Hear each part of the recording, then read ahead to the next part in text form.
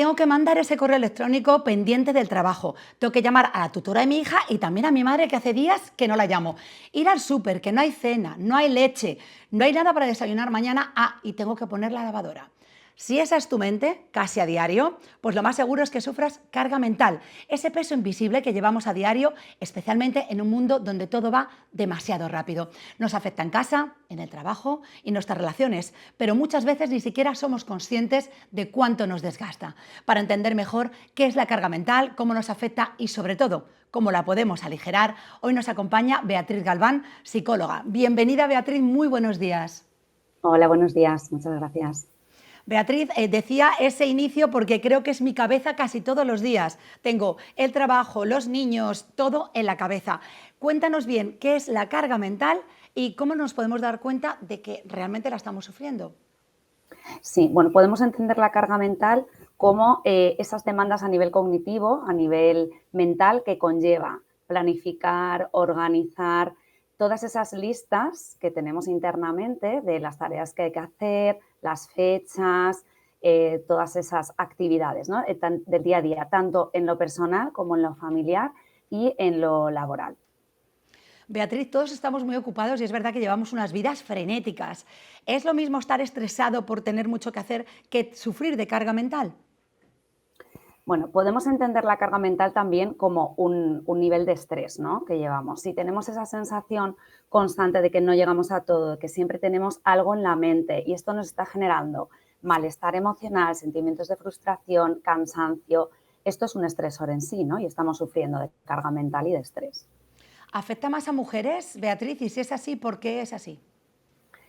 Si nos vamos al concepto en sí de carga mental, comenzó a utilizarlo de hecho una mujer, una socióloga, Susan Wilser, hablando de la maternidad, de cómo las mujeres en muchos casos nos vemos abrumadas al tener que gestionar, organizar todo lo relacionado con la crianza de nuestros hijos y de nuestras hijas, sumado a la gestión de todas las tareas relacionadas con el ámbito del hogar y también en su caso cuando trabajamos fuera de casa relacionadas con lo laboral. También hay que tener en cuenta que las mujeres históricamente en nuestra sociedad hemos sustentado los cuidados y esto en sí nos ha hecho que suframos mayor carga mental. Una mujer que nos esté escuchando o un hombre y diga, creo que yo tengo esto, ¿cuáles son las señales más claras de que está sufriendo la carga mental? Okay. Hay diversos síntomas que podemos desarrollar, ¿no?, cuando ya vemos que se está manteniendo ese nivel de carga mental elevado, como son la sintomatología ansiosa, podemos empezar a identificarlo a través de síntomas físicos, podemos notar sensación de presión en el pecho, que la respiración nos va más rápido, podemos empezar a tener síntomas de insomnio, alteraciones a nivel gastrointestinal. También, además de los síntomas de ansiedad, pueden aparecer síntomas depresivos, que empecemos a notarnos con poca energía, más tristes, con menos ganas de hacer cosas. Podemos también notar que nos afecta a nivel mental, que nos aparecen dificultades para prestar atención, para concentrarnos, para recordar las cosas. Podemos tener cambios de humor, notarnos como más irascibles y también podemos experimentar dificultad para disfrutar de aquellas cosas de las que antes sí disfrutábamos. ¿Se podría considerar, Beatriz, un tipo de estrés crónico? Sí, de hecho, la carga mental mantenida es en sí un estrés mantenido. Si nos vamos a la respuesta de estrés, cuando tenemos que afrontar una situación que identificamos como peligrosa, ¿no?, puede ser un reto, puede ser enfrentarnos a un examen, una reunión de trabajo, se activa esa respuesta de estrés que viene por la parte de la rama simpática de nuestro sistema nervioso autónomo y aquí se activa la respuesta de lucha o huida, ¿no? Vamos a identificar cómo a nivel corporal hay distintos cambios. Esto que tiene que ver con la aceleración del pulso, de la respiración, la tensión muscular. Esto nos prepara para afrontar esa situación. Esta respuesta es adaptativa cuando se resuelve rápidamente en el tiempo y tenemos recursos suficientes para afrontarlo. Si esto se mantiene en el tiempo, no tenemos recursos para afrontarlo, estamos enfrentándonos a un estrés crónico y comenzaremos a experimentar esos síntomas de los que hemos estado hablando antes. Beatriz, si una persona empieza a identificar que realmente tiene estos síntomas, ¿qué es lo primero que tiene que hacer? Y te voy a preguntar, si no se trata la carga mental, ¿en qué puede derivar? Sí, yo creo que lo importante es que cuando empecemos a identificar el que tenemos siempre en mente cosas pendientes que hacer y esto nos está generando un estrés y un nivel de malestar emocional que se va manteniendo en el tiempo, yo creo que ese es el punto en el que tenemos que pedir ayuda profesional, no esperar a tener más síntomas, porque si no es cuando podemos derivar en otra sintomatología más grave, como hemos estado viendo, con síntomas relacionados con la ansiedad o con la depresión. ¿Hasta qué punto los roles de género y la educación que hemos recibido influye? Porque tú bien lo decías antes, es un tema acuñado a raíz de la maternidad. Ese rol de madres cuidadoras que tenemos que estar a cargo de todo, ¿es un peso que nos tenemos que ir de poco a poco sacudiendo? Ujú. Así es, de hecho, los roles de género y la educación que recibimos influyen, ¿no?, en ese reparto desigual de los cuidados y de las responsabilidades, tanto en la crianza de nuestros hijos y de nuestras hijas, como en las tareas, ¿no?, a nivel de gestión del hogar. Entonces, bueno, pues esto es algo que debemos ir cambiando y trabajando entre todos y todas. Vamos a hablar de cosas concretas, Beatriz, para que nuestra audiencia tenga herramientas para poner una solución. Una persona, vamos a hablar de una mujer que se carga con casi todo en casa, ¿qué es lo primero que tiene que hacer para que la situación cambie? Vale, yo cuando hablo de este tema siempre priorizo la parte del autocuidado, ¿vale? El que podamos empezar a dedicar espacios a nuestro autocuidado. Esto parte de pequeños momentos, pequeñas pausas que podamos hacer en el día para observarnos y dedicarnos a regularnos si lo necesitamos. Y si esto no es posible, por lo menos tener un espacio en el día para dedicarnos a nosotras o a nosotros, que puede ser salir a pasear, disfrutar de un tiempo en el que estemos conectadas con el presente para disfrutar ese tiempo con nuestros hijos o con alguien con quien estemos a gusto, o dedicarnos a practicar algo de relajación. También cuidar nuestra alimentación y nuestros tiempos de descanso. Practicar actividad física, aunque nos cueste, hay que intentar dedicar algunos ratos a lo largo de la semana. Aprender a delegar, esto también estaría incluido incluso en el autocuidado, el que aprendamos a delegar y a poner límites. El planificar nuestras tareas en equipo, tanto en el entorno familiar como en el entorno laboral. El que aprendamos a practicar ejercicios de autorregulación emocional y, si necesitamos apoyo psicológico, siempre acudir a un profesional. Se me ocurren varias preguntas, Beatriz. Una puede ser el perfeccionismo de algunas mujeres, por ejemplo. O sea, yo cuido a los niños de esta manera y a lo mejor mi pareja no lo hace igual. ¿Hasta qué punto le pasa a personas muy perfeccionistas? Y luego, ¿cómo se lidia con la culpabilidad? Porque a lo mejor es una tarea que tú mismo te has echado a las espaldas y cuando ves que no la cumples, sientes que estás faltando con tu deber. Ujú. Claro, aquí se trata de la importancia de aprender a delegar, ¿no? Es cierto que dependiendo de los rasgos de personalidad y las características individuales podemos tender más a esto, ¿no? A pensar que pues soy yo la que tengo que gestionar estas tareas porque yo las voy a hacer de esta forma. Entonces es importante el aprender a delegar partiendo de ello como algo positivo. Primero, vamos a reducir esa carga mental y ese nivel de estrés que estamos llevando y luego, por otro lado, las tareas se van a poder llevar mejor porque nunca podemos llegar a todo, ¿no? Entonces, una manera en la que podemos gestionar mejor esas tareas es delegando y confiando en la persona que tenemos al lado y viéndola como una persona válida y capaz para hacerlas. Ujú. A lo mejor al principio no sucede como nosotros queremos, pero tenemos que acostumbrarnos a que esa persona tiene su forma de hacer las cosas y está bien también, ¿no? Exactamente. Voy a pensar en algo que yo creo que nos trae carga mental a todos, que son las redes sociales. ¿Cómo ha venido esto, Ujú. Beatriz, a aumentar ese estrés y esa ansiedad del día a día? Claro, de hecho, el contacto con las redes sociales, el dedicar mucho tiempo al contacto con las pantallas, en sí es algo que nos genera una activación a nivel interno, ¿no? Entonces esto es un factor que suma ese nivel de carga mental y de estrés. Es importante que intentemos reducir, ¿no?, esos espacios que dedicamos al contacto con las pantallas. Es importante el apoyo de la familia en el momento en el que detectas que tienes una carga mental. ¿Cómo haces para que la familia apoye a la persona en estos momentos? Ujú.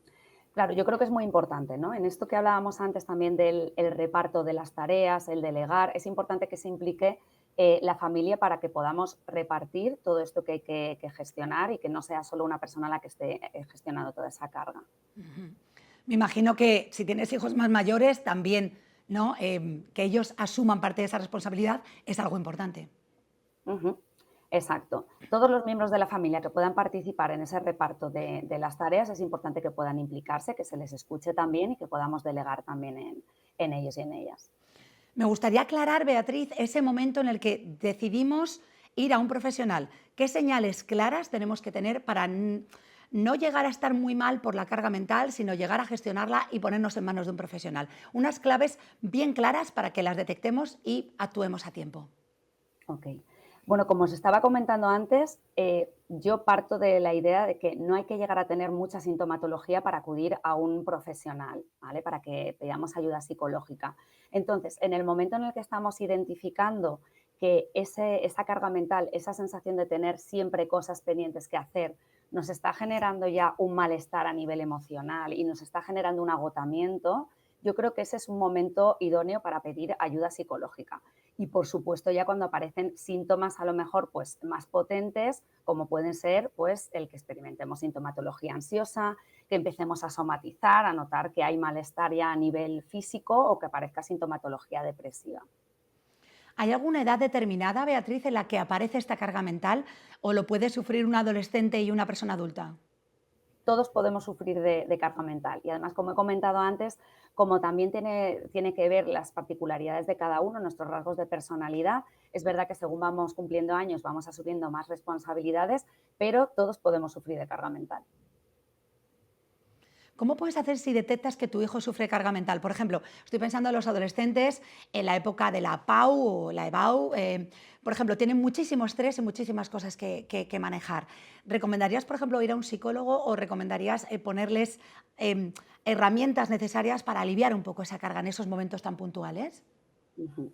Yo creo que como padres y como madres de adolescentes es muy importante el que sepamos estar presentes, dejándoles el espacio necesario, porque son etapas en las que ellos también buscan su independencia, pero en esas etapas en las que están más estresados, más estresadas y con más carga mental, es importante que estemos presentes y podamos también detectar esas señales en ellos y en ellas.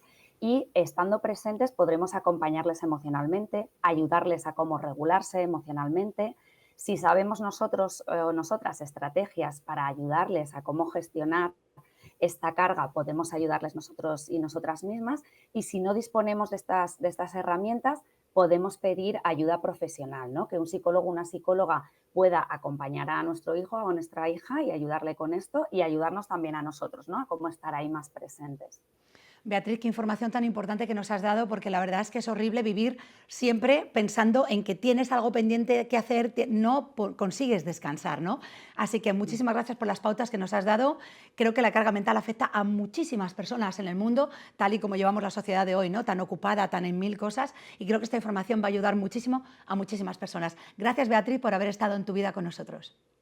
A vosotros. Muchas gracias. Tu vida. Y ha llegado el momento de ponerte al día con nuestras breves de salud. En este espacio te traemos las noticias más relevantes, los estudios más interesantes y los consejos más útiles para que te cuides muy bien. Un estudio reciente podría cambiar la forma en la que vemos la fruta y su relación con la diabetes tipo 2. Según una investigación publicada en la revista Biomedicines, consumir fruta a diario podría reducir el riesgo de desarrollar esta enfermedad. El estudio, liderado por la investigadora Eva García, sugiere que la fruta no solo es una fuente de azúcares naturales, sino que también aporta antioxidantes, antiinflamatorios y otros compuestos que ayudan a regular el metabolismo y controlar los niveles de glucosa en sangre. Esto explicaría por qué quienes comen fruta a diario y muy a menudo tienen menos probabilidades de desarrollar diabetes tipo 2 en comparación con quienes la consumen solo de forma ocasional. Los expertos insisten en que la clave está en seguir un estilo de vida saludable, como la dieta mediterránea, por ejemplo, donde la fruta juega un papel fundamental. Así que ya sabes, si quieres cuidar tu salud, no olvides incluir 2 o 3 piezas de fruta al día. En otra noticia, ¿se te cae mucho el pelo? Seguro que alguna vez te has preocupado por la cantidad de cabello que se te cae, pero no eres el único. Es totalmente normal perder hasta 150 cabellos al día, porque nuestro cabello pasa por un ciclo natural que incluye la fase en la que se cae para después volver a crecer. Así que no te alarmes si notas un poco de caída. Es una parte natural del proceso. Por otra parte, si te has dado cuenta de que el cabello se te cae más de lo normal, especialmente al cepillarte o al ducharte, tampoco tienes que entrar en pánico en este momento. Según los expertos, esto podría ser el fluvio telógeno, que es cuando más cabellos de los normales entran en fase de caída provocado por situaciones de estrés. En este proceso, que es temporal, suele durar un tiempo, pero se corrige por sí mismo. Entonces, ¿qué podemos hacer para evitar que el cabello se caiga más de lo normal? Los profesionales cuentan que aunque los champús y lociones anticaída no paran la alopecia por completo, sí pueden ayudar a mejorar la apariencia del cabello, dejándolo más denso, más brillante y más saludable. Los suplementos alimenticios también pueden ayudarnos a dar más vigor a ese pelo, pero también no pueden usarse como único tratamiento. La clave está en mantener un estilo de vida saludable, hacer ejercicio, dormir bien y llevar una dieta equilibrada. Si sientes que tu cabello está perdiendo mucha densidad o calidad, no dudes en acudir a un dermatólogo. A veces, solo con recibir la información adecuada, te sentirás mucho más tranquilo. Así que si tienes alguna duda o alguna preocupación, mejor consultar antes que esperar a que el problema empeore. Y si eres de los que no puede empezar el día sin su taza de café, como es mi caso, tengo una muy buena noticia para ti. Un nuevo estudio publicado en el European Heart Journal ha encontrado que aquellos que toman café por la mañana tienen un menor riesgo de morir por enfermedades cardiovasculares y además un riesgo de mortalidad global más bajo en comparación con aquellos que prefieren tomarlo en otro momento del día. El estudio, que incluyó a más de 40.000 personas, reveló que quienes beben café por la mañana tienen un 16% menos de probabilidades de morir por cualquier causa y un 31% menos de morir por enfermedades relacionadas con el corazón. Todo por una taza de café en el desayuno, que encima está buenísimo. Pero ¿qué pasa si eres más de los que se resisten al tomarse el café por la mañana y lo prefieres por la tarde o incluso por la noche? Bueno, el estudio sugiere que el consumo tarde-noche podría alterar tus ritmos cardíacos y afectar factores como la presión arterial o la inflamación, lo que podría aumentar los riesgos para tu salud cardiovascular. Así que ya sabes, el café mejor por la mañana, que tu corazón te lo va a agradecer.